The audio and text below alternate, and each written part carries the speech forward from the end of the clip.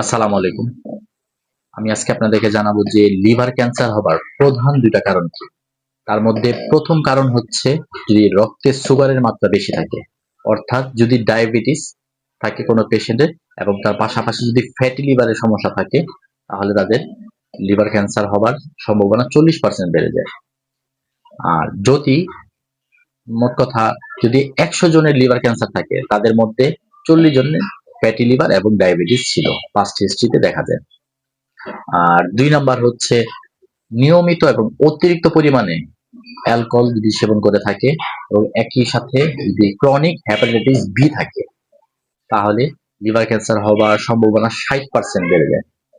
আচ্ছা, এই লিভার ক্যান্সারের সম্ভাবনা থেকে বাঁচতে হলে অবশ্যই ডায়াবেটিস নিয়ন্ত্রণে রাখতে হবে, তারপরে ওজন নিয়ন্ত্রণে রাখতে হবে এবং অতিরিক্ত মদ খাওয়া যাবে না এবং হেপাটাইটিস বি টিকা অবশ্যই নিতে হবে।